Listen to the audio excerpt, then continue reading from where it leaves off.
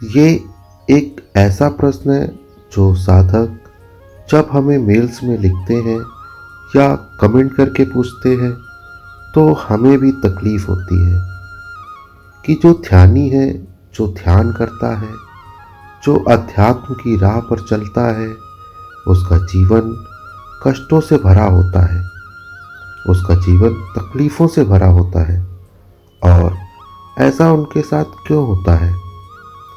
Channels पर नए हैं तो चैनल को सब्सक्राइब जरूर कर लीजिएगा।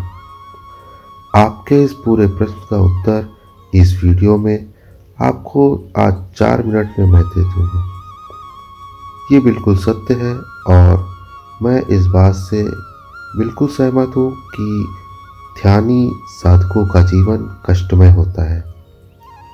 दोस्तों, सबसे पहले एक बात को अच्छे से समझ लीजिए। आपने जो राह चुनी है, आपने जो रास्ता चुना है, वो कांटों भरा रास्ता है, वो तकलीफ़ों भरा रास्ता है।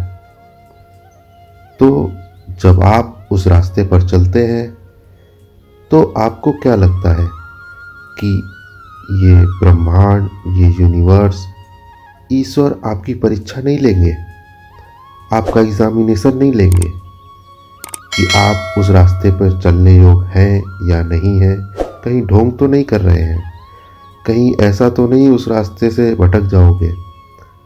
तो सबसे पहले वो आपकी परीक्षा लेते हैं और इसी परीक्षा के कारण आपका जो जीवन है वो आपको कष्टमय लगता है। एक कुम्हार है जो घड़ा बनाता है। वो घड़े को पहले आग में पकाता है, बार बार हाथ से मारता है, विभिन्न प्रकार की शेप में डालता है और जब वो घड़ा पक जाता है तब वो काम में आता है। अगर उसने समय पर चोट ना मारी होती या उसे आग में ना तपाया होता तो वो घड़ा पक नहीं पाता। किसी भी महान साधु का जीवन लेके देख लीजिए। हम भारत देश के वासी हैं और हमारे यहाँ तो ऐसे ऐसे राजा हुए हैं जिन्होंने अपना सारा राजपाट सब कुछ त्याग कर जंगलों में तपस्या करने चले गए। महात्मा बुद्ध से बड़ा एग्जाम्पल क्या मिलेगा आपको? सब कुछ छोड़ दिया उन्होंने। ऐसे कितने राजा महाराजा हुए हैं और उन्होंने इस कष्ट के जीवन को चुना, उन्होंने इस कष्ट के जीवन को चाहा। जब हीरा खदानों में मिलता है तब हीरा जिस अवस्था में मिलता है वो काली अवस्था होती है। तो उसे निखारने के लिए, उसे तराशने के लिए उसे तोड़ना पड़ता है, मरोड़ना पड़ता है, बार बार उस पर चोट करनी पड़ती है और जब लगातार चोटें पड़ती हैं तब वो हीरा तरस कर बाहर आता है। हमारा आपका जीवन भी ऐसा ही है। अगर हमने आपने अध्यात्म का रास्ता चुना है, अध्यात्म की राह चुनी है, तो चोट तो पड़ेगी ही पड़ेगी। तो तैयार रहो पहले से ही मेंटली। लेकिन ये चोटें, ये वार, ये मुसीबतें, ये कठिनाइयाँ आपको मजबूत बनाने के लिए है, निखारने के लिए है।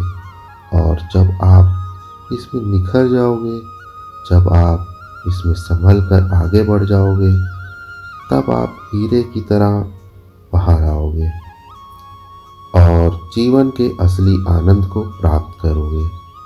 अभी हमें कष्ट लगता है, बुराई लगती है, तकलीफ लगती है, लेकिन जब जीवन चेंज हो जाएगा, जीवन बदल जाएगा, तब आपको लगेगा कि ये तो मेरे साथ ईश्वर ने बहुत अच्छा किया।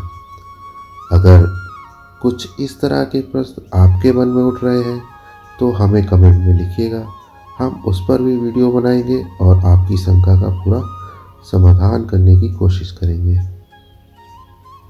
दोस्तों, अब रेगुलर अपडेट्स के लिए आप हमें इंस्टाग्राम पे भी फॉलो कर सकते हैं। हमारे हैंडल का नाम है मेडिटेशन मिस्ट्रीज।